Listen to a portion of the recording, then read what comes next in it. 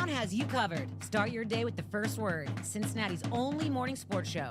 Power through midday with the working lunch. Cincinnati business talk that keeps you in the know. Nat tries that for lifestyle around the city. And the Rebound Rundown covers every corner of the college basketball scene in the tri-state and beyond. This is The Crown. Built for Cincinnati. First word for your morning sports. The working lunch for business that hits home. Nat tries that for lifestyle around the city. And Rebound Rundown for college hoops. This city deserves its crown. Watch, listen, subscribe.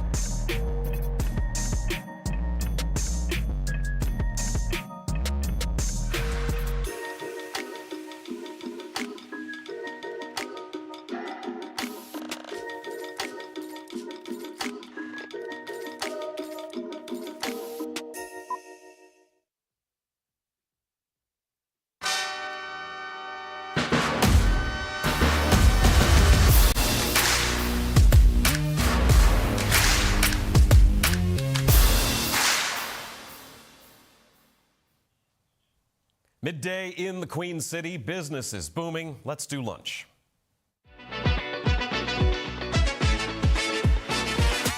Cincinnati is a city that means business. Fortune 500 company HQs, renowned institutions like Children's Hospital and the Cincinnati Zoo, and letters that everyone here knows: TQL, GE, CVG, UC, and X. It's also a city that's large enough for new ideas to take root and grow. You know somebody who knows somebody who knows somebody, and you're in business. I'm Jack Crumley, and this is The Working Lunch. Hello to you out there. Happy Friday. Welcome to The Working Lunch.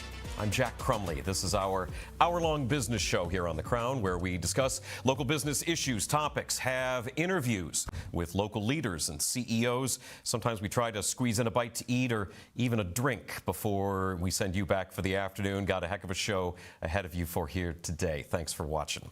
Cincinnati business headlines to start out with. We are going to start on a serious note this afternoon.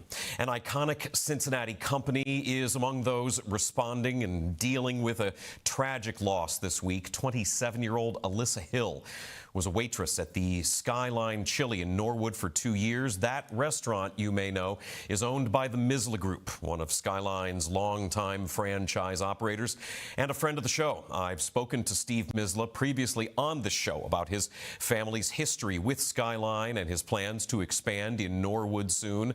That employee, Allie, was killed in a shocking crime at that restaurant in Surrey Square in the heart of Norwood. Her death has shocked the entire community. Allie had 2 young children, and with all that turmoil in their lives, her work family is stepping up in a big way. We saw a statement put out by Skyline this week. Skyline announcing it is giving $25,000 to a fund to benefit Allie's children. Also, you can see there Coca-Cola giving another $25,000. The Misla Group is also planning on giving 20% of all sales for the next week, starting on Monday, June 8th. To that fund. There is a GoFundMe that has been going as well.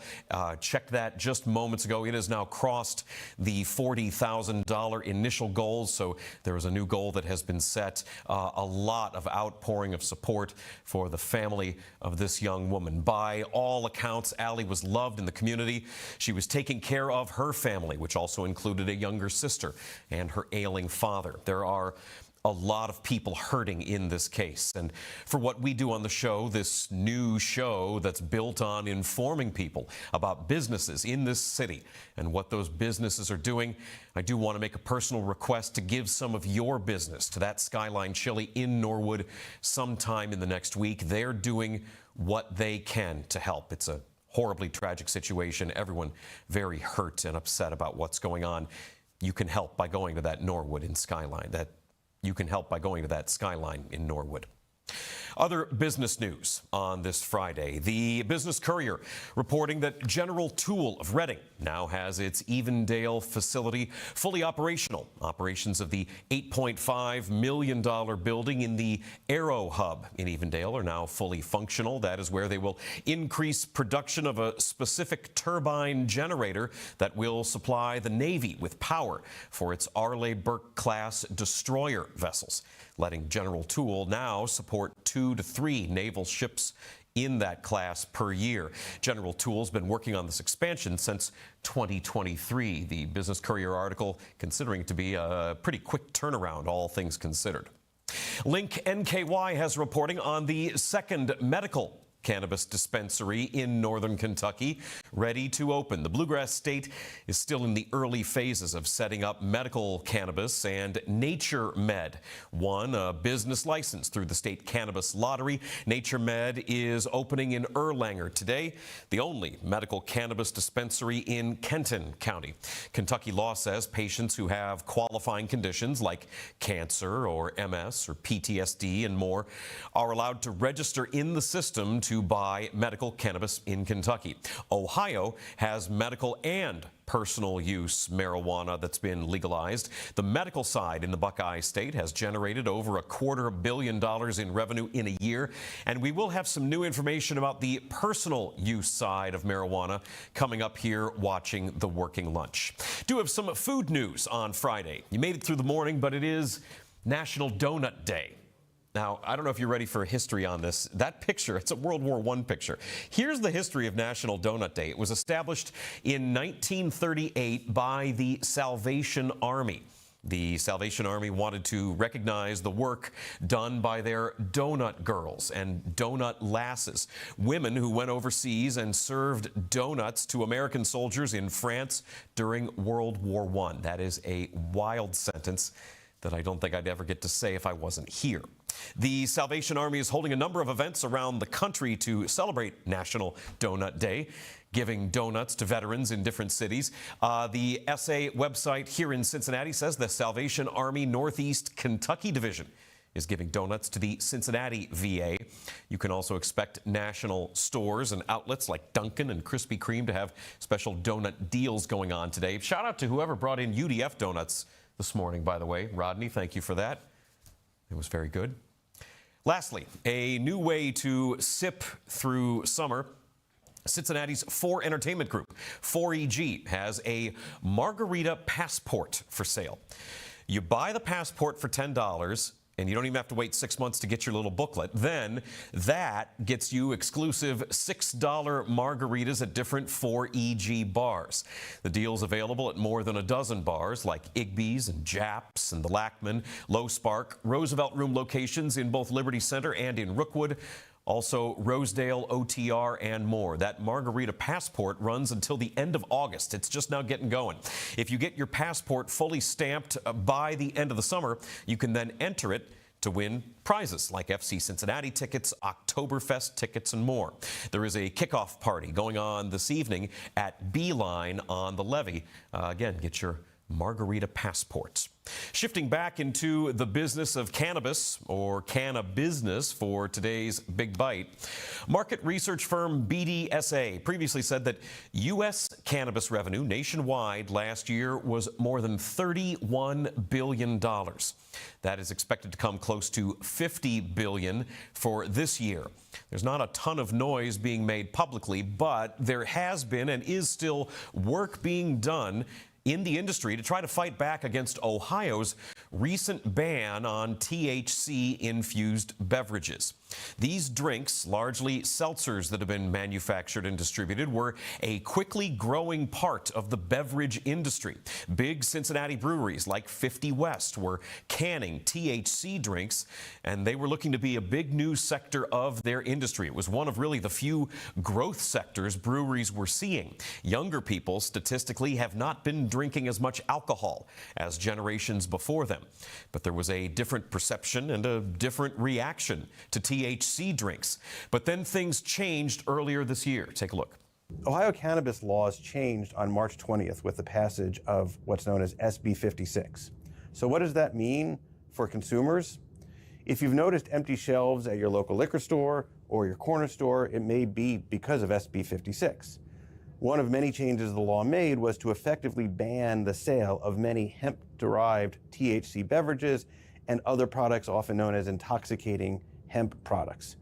Now, these THC drinks and edibles and other such products from marijuana grown and processed in Ohio can still be accessed and still will be legal, but only if purchased through Ohio's licensed dispensaries. Some other states may still allow the sale of these products in the months ahead, but there's a national ban on these hemp-derived THC beverages and other intoxicating hemp products scheduled to go into effect in November of 2026. That's going to be closing nationwide what's effectively been known as the hemp loophole in federal law that allowed these products to be developed, but Ohio has closed their sale of it earlier, effective March 20th. Okay, so Ohio Senate Bill 56 put a number of new restrictions on the recreational personal use marijuana that Ohio voters legalized.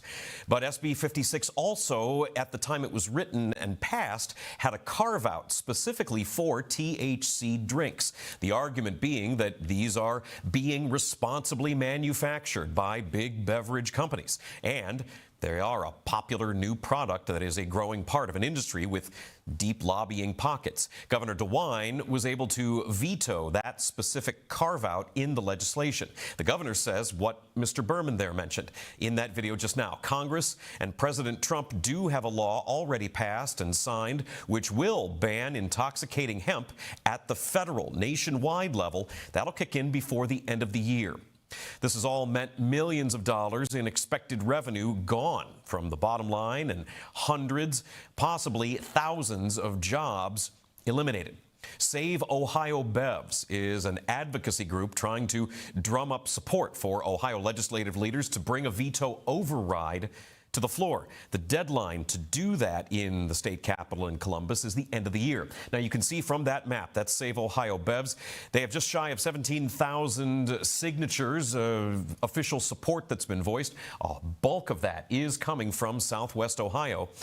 But again, this may all be for naught. That's just activity within Ohio. There is a federal ban that is set to start in just over 6 months. We are going to hear a lot more about that coming up after our break. The founder of 50 West Brewing, Bobby Slattery, who has a lot invested in those specialty drinks and who has a lot to say about it, is my guest coming up next. You're watching The Working Lunch on The Crown. Stick around.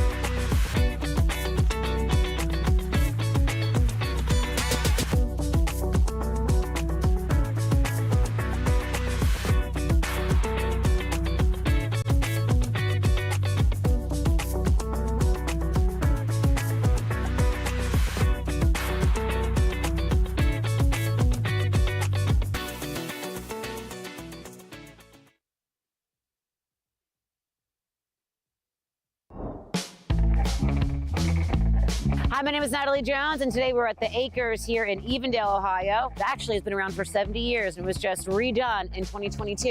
And I'm going to get a golf lesson from the one and only Brett Burchikoff. Brett, get on in here. Did I pronounce your name correctly? No. All right, well, you know what? I'm even worse at golf. I did take a golf lesson once when I was 20 years old. I haven't really golfed since that day. All right, so now we're going to take a look around the Acres and see just exactly where we are. There's so much fun stuff to do here. It's really cool. So what's great about the Acres is it's a whole family event. They have 16 bays inside, they're open year round, and 22 bays outside. And then you're going to look over here, we have family fun putt-putt. I'm even worse at putt-putt, okay? First timer, so what do I need to know? Okay, so kind of three things, three pillars. I like to call them posture, just like your stance to the ball, kind of your address, the grip of the club, how you grip it, and then your alignment, your aim. Posture, grip, and alignment. Alignment. PGA. PGA. That's what the PGA means? No, feet kind of shoulder width apart, maybe a little wider. All right. You want to bend out the hips a little bit. Okay. And just a good athletic stance. Next is the grip.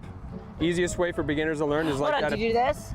I do that. Feet a little wider. The shoes are going to be tough, but No, these there you are stable. You ready? good swing. Slow shoulder swing. Swing and a miss. Got it out there. Down the first baseline, baby. I really am trying really hard. There you go. Look at that! Dead straight. You're a great teacher. Dead straight. Heck yeah! Wow. Jesus.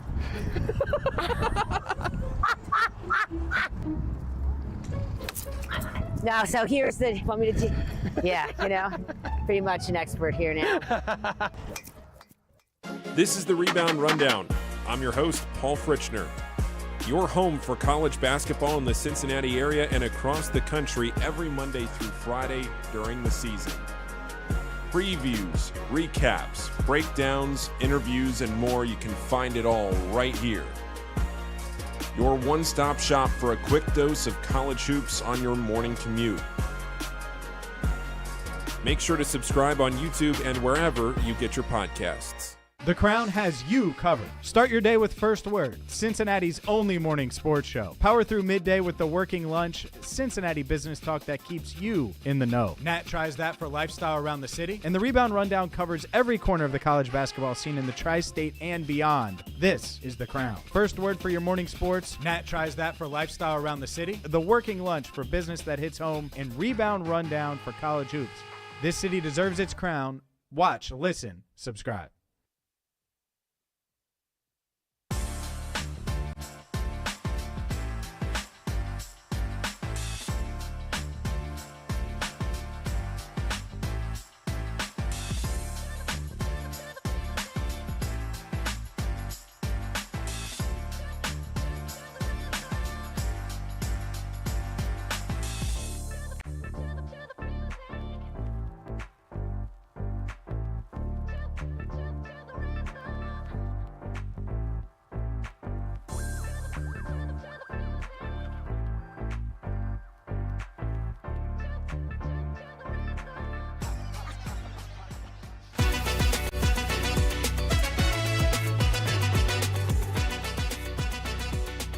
Welcome back to the Working Lunch. Happy to have you here on this casual Friday as we move along through wrapping up our first big week here on The Crown. I am pleased to be joined by Bobby Slattery, the founder of 50 West Brewing, one of the great Cincinnati breweries here in town. Bobby, you have seen a number of changes in your industry, going from when things started a little over a decade ago to what things are now. Thanks for coming on the show. Appreciate having you. Yeah, thanks for having me. Congratulations on everything you guys got going on here. This is what Cincinnati needs, so happy to be here. Well, that's very nice of you. Thank you. In terms of what Cincinnati needs also, you had been doing 50 West since what, like 2012? Yeah, started in 2012. Originally just wanted to bring, craft beer to Cincinnati. We didn't have a lot of breweries at the time. I had seen some breweries popping up around the country when I was traveling around for my first job. I was like one of those t-shirt guys that you went to the concerts and threw you a t-shirt on behalf of Verizon Wireless, and saw breweries popping up around the country. I was a Cincinnati kid, wanted to come back to my hometown and bring that experience back here, and opened up 2012 not really knowing what that was going to be or how it was going to work, and it's been a wild ride. That time in Cincinnati in 2012, those early teen years after into the 2000s, there was a new brewery every couple of months. It was a huge scene, right? I mean, could you describe what it was like to be a brewery opener and operator during that time? Yeah, I mean, it was so much fun. It was there was just a vibe going on, and I remember we were packed. We opened up our doors, and I'd worked in restaurants, and I understood it to a certain degree. And my grandpa ran a bunch of Howard Johnson restaurants in upstate New York. So I was really proud of myself when we figured out how to get people to walk through the door like I'd never seen before. So I called him and said, I was like, Poppy, I'm like, you're never going to believe this. Like, it's really working. There's people showing up. And he said to me, he goes, well, what's your plan? I said, what do you mean what's my plan? And I was like, we're going to open the doors. They're going to keep coming. He goes, there's 5 people in your place right now looking at what you're doing, and they're going to copy this. He's like, you got to figure out how to stay ahead. And I didn't really listen to him at the time. I figured, to keep coming. And sure enough, I think we might have been like the 4th or 5th brewery in Cincinnati at the time. Because the tap rooms thing was the big change, right? As we were all filing for our licenses, you weren't allowed to have a tap room at that point. So you had Mount Carmel, you had Rivertown, you had Moorline. I think we were probably about the next one there. And so people came into the tap rooms, and this idea, I mean, when we first opened 50 West, there was no food. We had a person at the front door that you walked in and explained, what kind of beer do you like? Tell me about the flavors that you like. And back then the answer was, I like it cold and I like it to taste like beer. Right. And we'd say, okay, well, let's talk a little bit about that. And so, and then there was just the movement. All of us kind of grew up in it together. So, when I look at the industry today, we were all just kids at the time learning by the seat of our pants. And now we're really, we're experts in this, those breweries that all grew up together. And, there's probably over 70 breweries in the greater Cincinnati area right now, and support for them too. I mean, people love them. So the big thing that I want wanted to have you on about, in addition to just talking about your history in this brewing industry and 50 West in general, this change now with the THC drinks, which was, how big of a growth sector was that for you guys? Yeah, I mean, we launched those about a year and a half ago, probably started working on them about 2 years ago. And this is one of the great parts about 50 West and being a part of a great company is, like, I'm at the head of the company, but I had nothing to do with the beverages. Our team came up and said, hey, we think there's this movement going on with these drinks. And I'm like, guys, 50 West, we're family, we're kids. You know, we're moms and dads. We got volleyball courts and playgrounds. Right? And you know, we're going to put weed beer in here? And our team's like, no. There's this thing going on with it. So we said, okay, well, let's test it out and see what happens. And so I'll never forget when we first launched it in our space, we had an event for some of the teachers where I went to high school. And one of the teachers came up and ordered one. And I was like, oh my God, my teacher just ordered, you know, marijuana. You know, right? That's how it looked at the time. Seeing them at the grocery store is one thing, and then seeing them order alcohol, let alone a THC drink. You're like, whoa, that's so. But that quickly, that whole stigma. What we realized was when we first launched, we weren't sure about milligrams, and what we learned over time was this 5 milligram beverage that we were serving. The people that were drinking those really weren't drinking them to get super high. Right. In most instances, it was like if an NA beverage was here, an alcohol was here, it was sort of this middle sector. So we realized that these drinks became like the go-to drinks for when the kids win the soccer game on Sunday and all the parents have to go celebrate. A lot of people would turn to those drinks because they want to just shift the lens a little bit, but they also want to be able to go to bed at the end of the day. Right. So we hit this market sector, and then it was just like, it felt like 2012 all over again. You know, craft beer has been on a decline for a little bit. And that's basically because, is it young people just aren't as into alcohol as other generations? It's not just young. I mean, people like to say, hey, it's the Gen Z, it's the millennials, whatever. I think it's as a whole, and I think it has to do with education. You know, you probably remember this growing up, but you know, calories being on the back of food items didn't used to be a thing. Didn't used to be there, right? So now all of a sudden, when people start understanding calories better, they understand their sleep patterns better. There's a lot more decision that goes into what you put in your body. Okay. So where, you know, my parents grew up, where every single night, you know, we're having a glass of wine or bourbon or beer or whatever it is. I think a lot of people look at that now, and there's more intention involved in that. And so I think that you're seeing across the board, there's just sort of less drinking going on, and it's people still like to have a good time. But I think that sort of, you know, a lot of people have cut back on that. Hey, I'm just going to have one beverage a night because, you know, there was a study for a long time that said, hey, a glass of wine every night is healthy for you and makes you live longer or whatever. So this idea of the THC drinks, which I do believe we got some, Sunflower is your brand, was a big change. You said this was like 2012 all over again. You've got a new growth sector of an industry that now has been put away because of questions about how it's derived and the regulation behind it, and Governor DeWine said, nah, nah. Yeah, so, I mean, having to do this twice. So the first thing was, I mean, it was just booming. It was so fun as a company to see growth and to see our team get excited and to hire people and to go through that whole process. And so the first was the executive order that he issued. So one day we find out, hey, there's an executive order going through, and we're like, what the heck is this? What does that mean? So, you know, they're like, hey, he's going to ban these immediately. So when that had happened, I was driving up to Columbus to go meet to say, hey, what can we do about this?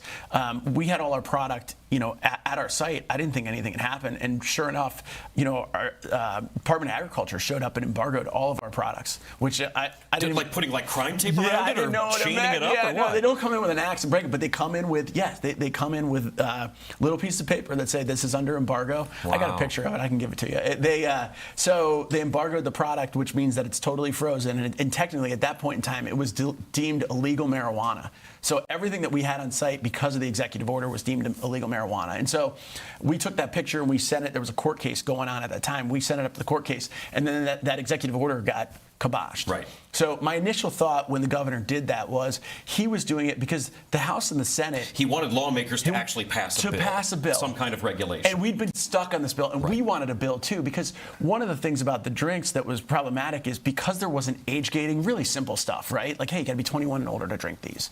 We're going to put some labeling requirements on there. We're going to say, you know, what the milligram caps and stuff.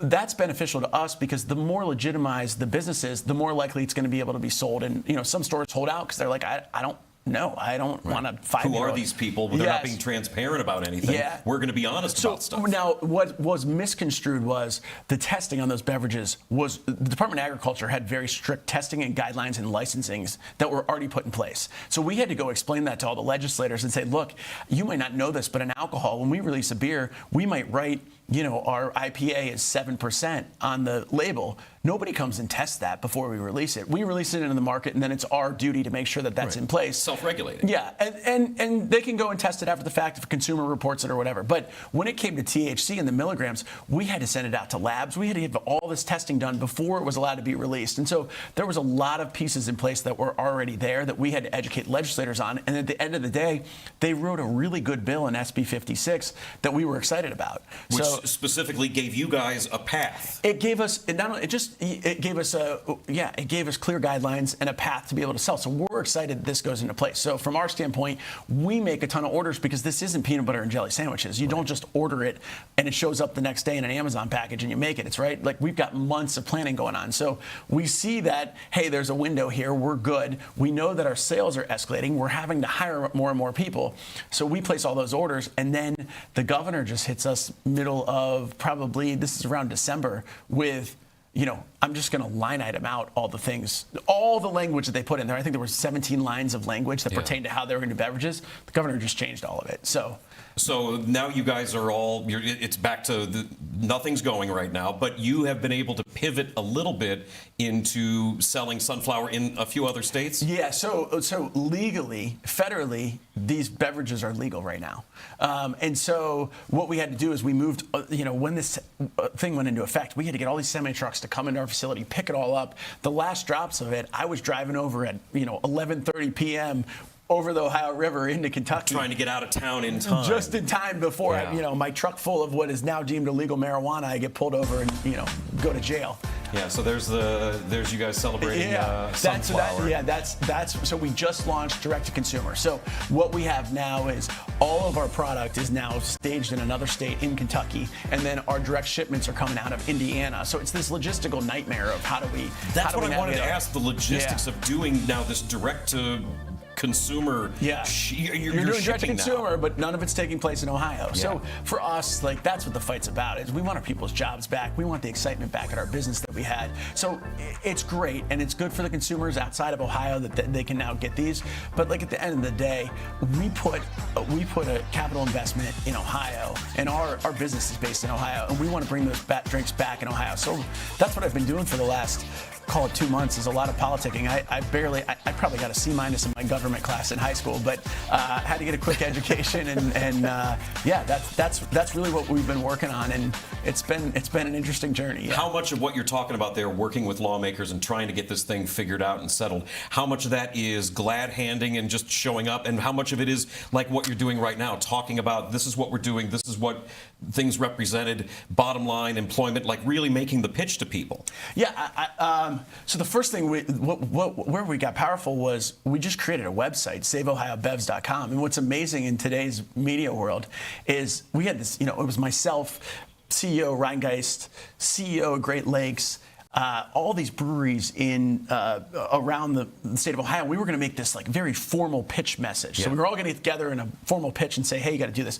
And then it just got too panicky. I just took my phone out. I said, hey, look, people in my company are losing jobs, and I need your help. Can you guys help us bring these jobs back? And we just created a quick website, saveohiobevs.com. You touched on it earlier in the show. Yeah. We said reach out, and suddenly we had 17,000 people reaching out to the representatives. So now when you're going to speak to the representatives, instead of it's, I'm Bobby Slattery and my company was hurt and I didn't want to be laid off, it's like, look, we got 17,000 people here that have a lot of reasons for this across the state. We got all of our major breweries that are invested, that a lot of our business plans for the upcoming year were based around these products. Right. You guys pulled the rug out from under us. This is not right. What can we do to make that change? And so we've seen a ton of support across within our politicians that represent the people. Now it's just a matter of how do we get it to all file in line, and how do we get them to to do this override or write a new bill that's going to bring these beverages back. Yeah, now you're talking about having to politic and work with the Business Courier interview that you gave talked about having to work out certain lawmakers from certain parties are on board, but certain ones from other parties aren't, and trying to get the right combination of people from the right party to try to get this override taken care of before the end of the year. Yeah, so I mean, we spoke with the Senate. So the bill started in the Senate. So you've got the Senate and the House, and then you've got the governor over here, three chambers of government in Ohio. So we went to the Senate, and this is bipartisan, supported across the board. So to have an override, they have to have a super majority. And the Senate came back, and they did it. They were willing to do a count, and they came back heavily in favor. So I think it was 22-1 on the Republican side, and then the Democratic support would fall in, but they don't even need it because the Republicans. You got majorities on They it, got yeah. the majority right there. So they were good. So then they want to know that the House is going to do it. So we went and talked to the Speaker of the House, and he said, look, if you guys can come back with 59 Republicans in support out of the 66, we'd be willing to entertain this. So we're sitting at 57 right now. Wow. Out of This is 66. hurting cats. Well, yeah, a lot of it's you got to remember that the other thing is when you go in to talk to those politicians, the guy before them came in to talk about a rare species of raccoon that they're trying to save, right? And they got to be educated on the raccoons in Ohio and then also these beverages. So the first thing you need to do is just explain, what's happening to you, why is this happening, and why is this something that would be good for their jurisdiction. And so across the board, we only have 2 representatives in Ohio that are opposed to it right now. So while we have 57, the other ones are just not giving us an answer right now. And so we requested another meeting with the Speaker of the House. I reached out to them yesterday. And so we're going to sit down and say, hey, we're sitting at 57 right now. You've got the Senate support. We know that the Democrats support on the other side. So there's more than a supermajority for this. The numbers are there. The numbers are there. What does it take to get done? And they're doing their part too, right? Like they've got to remember there's a lot of issues in Ohio. While they're talking about this, they're talking about data centers and all other things. So how do we get that to the top of their list? There is a lot going on. We've got a lot more to talk about with Bobby Slattery of 50 West. We're going to take a break. He'll be with us when we come back. You're watching The Working Lunch on The Crown.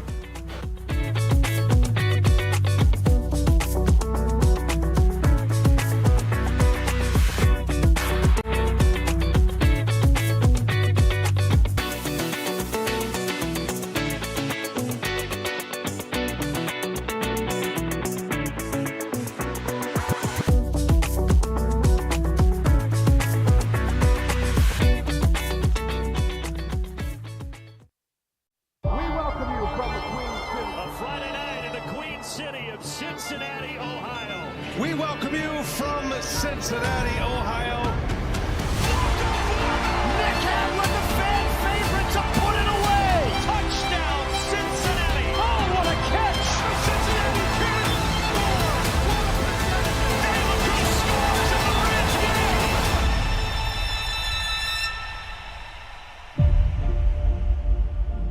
Cincinnati sports fans are the best. Loyal, passionate, second to none.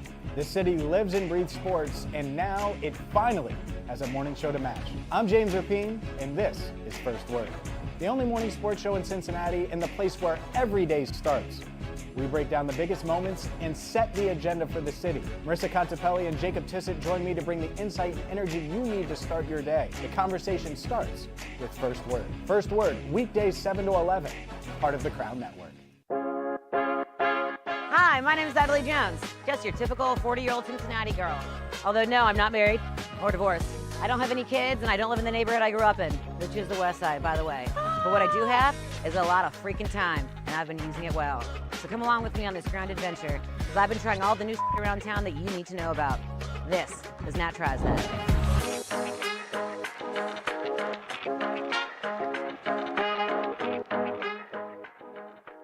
Cincinnati, home to more than a dozen Fortune 500 companies. A city where you know someone who knows someone, and you're in business. Every weekday at noon, The Working Lunch brings you headlines from local businesses, along with exclusive interviews with owners and local leaders. East Side, West Side, northern suburbs, downtown over the Rhine, and northern Kentucky. Real conversations, real Cincinnati. The Working Lunch with Jack Crumley, weekdays at noon, only on The Crown. My name is James Rapine, and I host First Word every weekday morning, 7 to 11, right here on The Crown. Prior to joining the Crown Network, I covered the Bengals for Sports Illustrated for 6 seasons. I also am the founder of Cincinnati Bengals Talk on YouTube and wrote the book, Enter the Jungle, A History of the Cincinnati Bengals. Couldn't be more excited to join you every weekday morning for First Word right here on The Crown.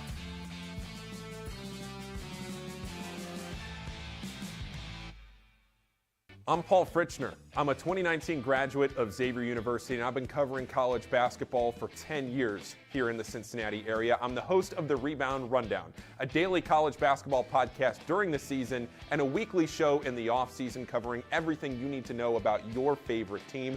And if you're not a fan of a team here in Cincinnati, I have you covered from the national perspective as well. Follow it on YouTube and wherever you get your podcasts.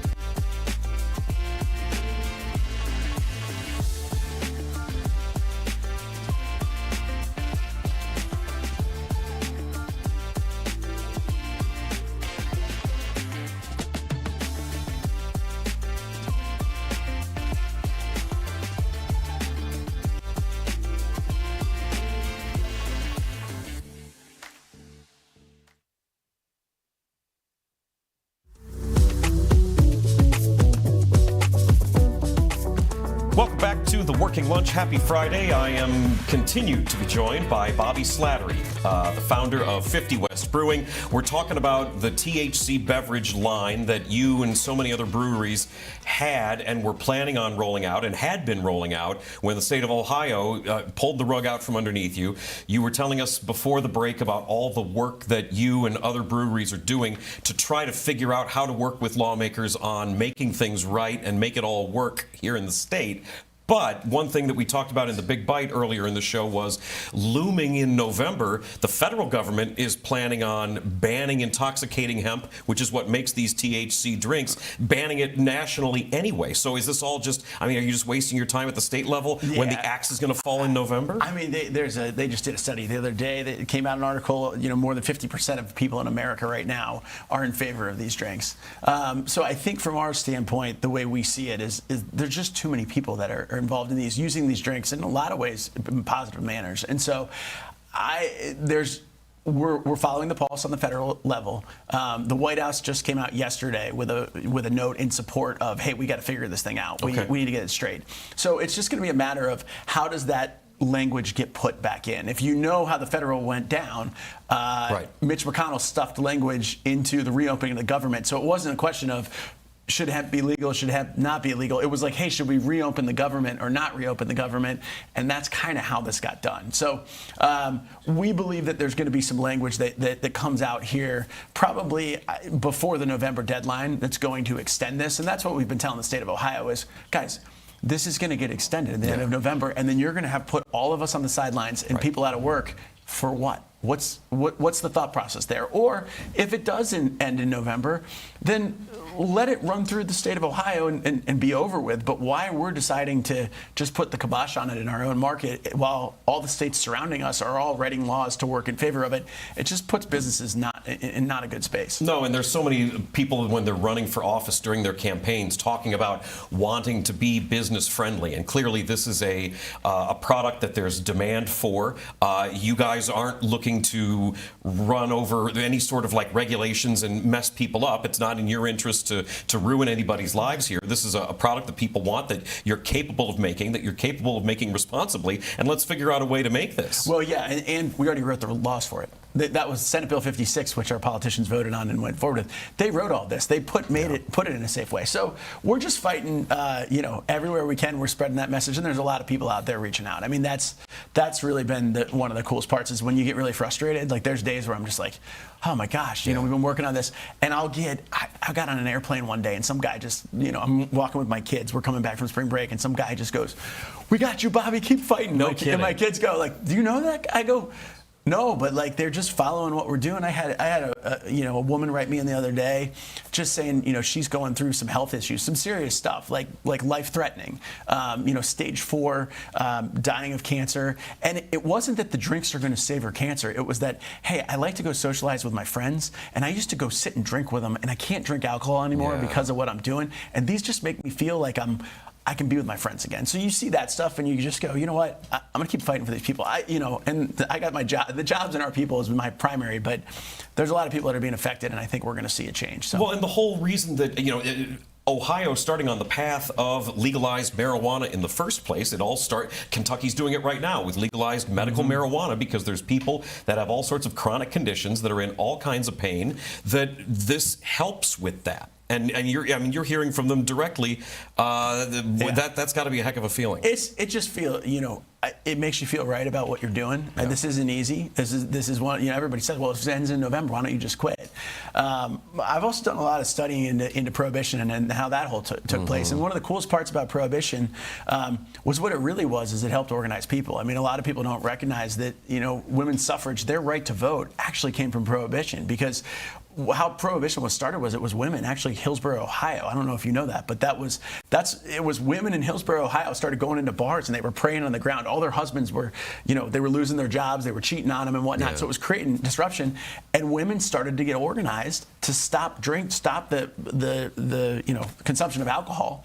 And in that process, while they were doing that, said, you know what? We're now organized as a group. Let's go out and fight for the right to vote. Forget the whole alcohol thing. Let's go do this. And so I think we've seen a movement of people. We've seen an organization. And getting back to what we talked about at the beginning of the show, it's been fun to just get back with my buddies that we started with in 2012. We were all kids when we started. And now we're like adults and we know how to do this. And we walk in the room and we're like, look, guys, I know you're big, powerful politicians, but we made a movement happen in Ohio when it came to making beer and making the beverages. And we're ready to keep that movement going. So. What would Bobby from 2012 think about Bobby of 2026 meeting with state lawmakers, trying to craft legislation, THC drinks? Like, this is what a wild 360, 180 that life has been. Yeah, I think that's part of being an entrepreneur. When you start, if we're just being completely honest, when you start a business, I think you mostly think like, well, I just want to get rich, right? Like that. Well, when you're looking to work, you want to make money. Yeah, you want to make, right? So that's when I started in 2012. Bobby probably was like, well, I'm going to start a beer company, and then it's going to be really successful, and I'll get to make money or whatever. And then when it actually gets going, what you realize is it's really about people and like the opportunity to create things that mean something to people, both for their opportunity to work and come in every day and have something they're proud of, and then also for the people that you're providing it for. And so I think that's where my career has really shifted, is that it's just, there's so much more to this. If you just come into work to make a paycheck, if it's about money, it's pretty shallow. It doesn't go anywhere. And so this just feels, I've had an amazing career. I'm proud of what I've been able to do, and I'm really appreciative of all the people that have allowed me to be able to get where I am today. So 50 West has grown from the initial location on Worcester Pike, 50 US 50 West. Now there's Deerfield and Chillicothe. You've got locations you get on 50, you just take a right and keep going. That's perfect. So what has that also been like, the expansion and just seeing this thing take off and grow? Yeah, I mean, it's a lot of just like tweaking. I'd love to say that we had this master plan that was perfect from the beginning, but when we first started, we were just trying to make beer and educate people on beer. And then use the last time the governor he shut us all down for COVID. Mm-hmm. That was the scariest moment of my life. Yeah. We couldn't. All of a sudden, I had a little tap room that we couldn't have people in. We weren't sure what to do, and we just didn't quit. And we set up a tent outside, and we opened up this playland across the street, and like people sit in the sand at 50 West. That was not a planned activity. Those were meant for volleyball courts. But when COVID happened, we had to space people out, and one of the guys on our team just looked and said, "Why don't we just put the tables in the sand?" And we were like, I don't know if people are going to want to sit there. Sure enough, we've never put volleyball courts back in on that one side, because people like to come and sit in the sand and play with their kids, and it's sort of an experience. So you just, from a business standpoint, what started as I want to make beer and I want to educate people on beer has become so much more. So, well, and then the food element too on top of all that. Not only are you making different kinds of beer and seltzers, working in the THC space, the food, I mean, people know 50 West burgers. Yeah. Well, I mean, that there was a lot of work and effort that went in with a lot of good people for our team. So, I mean, use Brent, who's worked for me since he was probably, Brent was probably 16 or 17 when he started. The kid's a genius. He has built that menu along with a lot of others. But if you watch that kitchen on a busy, Friday, Saturday, or almost any night of the week, it is like a symphony going on back there. So yeah, it's been really fun. We're very fortunate to be where we are, and we're going to keep growing. I mean, that's the other piece is, as you grow as a business, what you have to do is create opportunities for other people, right? Everybody that works on my team right now is not happy with where their job is right here, right? They're looking for, I want that next step. And so that's what we're looking for. And that's where the THC beverage part was so hard. A lot of people created a next step for themselves within our space. And then we had to say, okay, wait, hold on, production. We were going to make more THC beverages this year than we were beer. And we're probably like the 4th or 5th largest brewery in Cincinnati. Yeah, well, and you probably aren't the only one that was looking at that as something to do. We've all been working together on this, and like I said, that's been really fun. I'm on a weekly call with breweries across Ohio, and we all, we compete against each other, but at the same time, we're helping each other out. And so that's been a fun piece to see that a lot of their innovation was all built around these products. They saw what was going on and said, hey, this is the next step. We got a couple minutes left talking about what's coming up here for you guys event-wise. That 50 West space on Worcester Pike is a big outdoor area. The volleyball courts are there. Yeah. I think up in Mason, in the Deerfield location, you guys are doing an America's 250 cornhole tournament. So the Deerfield Township's doing a celebration for America's 250, and we'll have a cornhole tournament going there, and then some Father's Day football stuff. Well, Father's Day we're going to be doing pints and ponytails over in Deerfield as well. So, always coming up with new ideas. Our team's really talented, and they do a great job. Bobby Slattery is the founder of 50 West Brewing. A lot going on, a lot that still has yet to be decided. You're doing a lot. You're a busy guy. Thanks for coming on the show. Yeah, thanks so much for having me, Jack. We are going to take a break. We'll be back with more Working Lunch after this. Stick around. You're watching The Crown.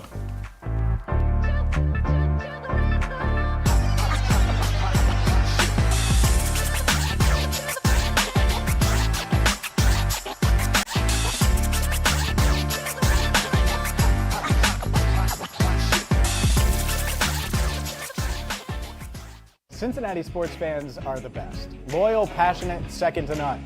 This city lives and breathes sports, and now it finally has a morning show to match. I'm James Rapine, and this is First Word, the only morning sports show in Cincinnati and the place where every day starts. We break down the biggest moments and set the agenda for the city. Marissa Contepelli and Jacob Tissett join me to bring the insight and energy you need to start your day. The conversation starts with First Word. First Word, weekdays 7 to 11, part of the Crown Network.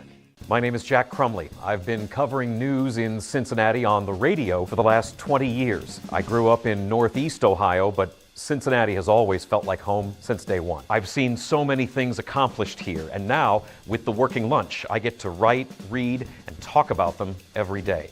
Hard-working people with a drive and a dream. Innovative ideas that help shape this city. Cincinnati is a great city, and I'm excited to tell you about it every day. This city has always had something to prove. While the rest of the country talked about us, we built our own voice. Blue collar, underdogs, built differently, overlooked, talked about like we were supposed to stay quiet.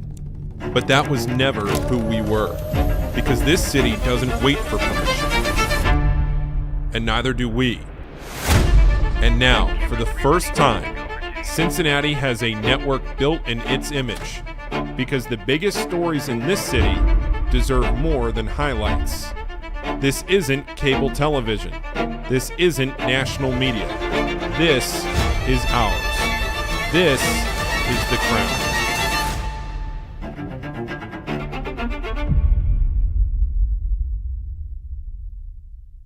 Hi, my name is Natalie Jones, a Cincinnati native, and I have been in media for about 10 years now. Formerly on the radio here in Cincinnati, I grew my love and obsession with finding all things fun in Cincinnati and have now made it my life. I'm originally from the West Side here, and then I've pretty much been a downtown girl ever since college. But I did leave for 7 years, and during that time, I really grew and harnessed and cut my teeth doing stand-up comedy in Los Angeles, learning how to ski in Colorado, and now I'm back here in Cincinnati, driven by curiosity and grounded by family. Hi, my name is Natalie Jones, just your typical 40-year-old Cincinnati girl. Although no, I'm not married or divorced. I don't have any kids and I don't live in the neighborhood I grew up in, which is the West Side, by the way. But what I do have is a lot of freaking time, and I've been using it well. So come along with me on this ground adventure, because I've been trying all the new around town that you need to know about. This is Nat Tries That.